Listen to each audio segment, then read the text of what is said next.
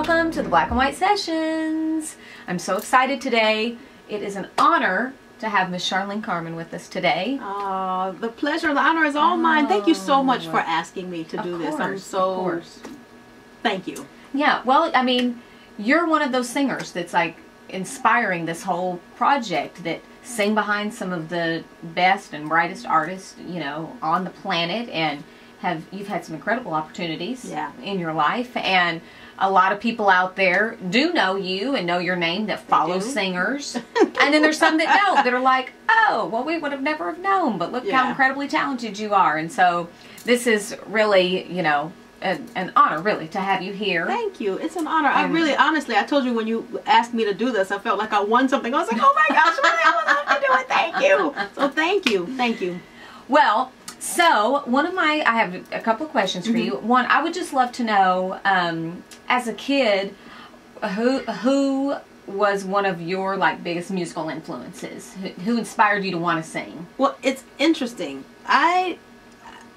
My dad only listened to straight ahead jazz. That's it. So as a kid, you know, he would drag me to go see Sarah Vaughan, and he like played all those records and all that stuff all the time.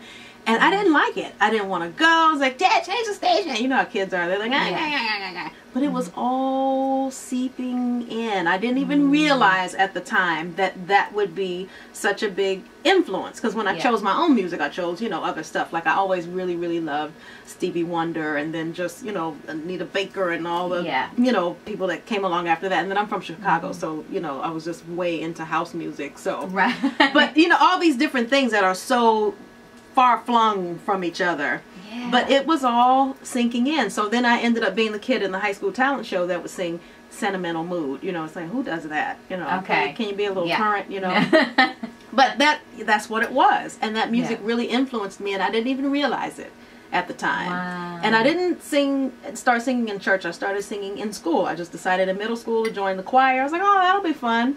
And the teacher asked if anybody wanted to audition to sing a solo. I didn't even know that I could sing. And I was like, okay, sure. And I sang, and then the whole room was quiet, and I thought, that must have been really bad. And then it just erupted into a yay! And I was like, oh, it wasn't so bad. And then that's all I've ever wanted to do. Since then I was about 12. That was it. Wow, that's so incredible. I love that, because some people, you know, it's from like the time they're like 4 years old, and it's just like one day, you know. So that's really incredible.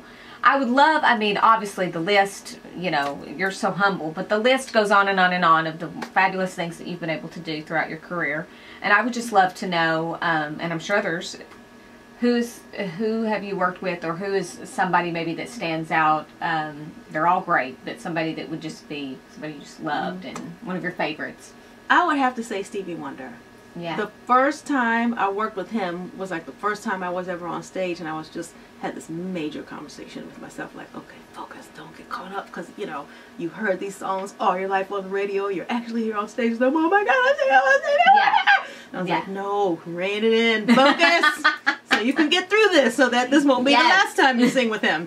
That was kind of a mind blower. It was so awesome, and I feel so fortunate, because there have been so many people that I've been able to sing with, that I've heard their music on the radio forever, and then I'm like there with them. It's really, really incredible, and I never ever take it for granted. I'm so fortunate to be able to do this for a living, and it's really awesome. It's fun and it's exciting every single time. And I've had other jobs. They weren't fun, they weren't exciting. So I appreciate now, you know, that I'm able to do that. It's really awesome.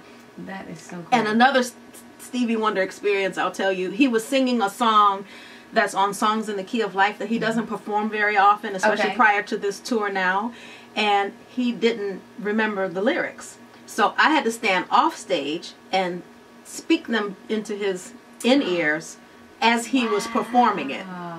Don't mess that up. Because you know, you can't say it too soon, you can't say it too late. You got to say it right at the right moment. So I was like feeding him the lines as he was performing the song. How does he not know the words to every song? He's only written 1,000 songs, and he knows 999 of them apparently. He doesn't perform that one very often. It was it's a song about history, and it's just not one that he was, you know, it's not, you know, ribbon in the sky, so he just didn't sing it that often. Right. But that's really fun, and that would have stressed me out. I'm going to get this right. Wow, that's so fantastic. But aren't these just great memories that you will always carry with you and be able to share and just look back on as like these wonderful milestone memories? Well, you know, what's been equally as wonderful is all the wonderful people that I've met along the way. And now you. Yeah. Thank you so much for having me. So that's the other part. I always tell people I get to do what I love with wonderful, amazing people, and that just makes it great. I appreciate it. Makes it worth it, huh? Yeah.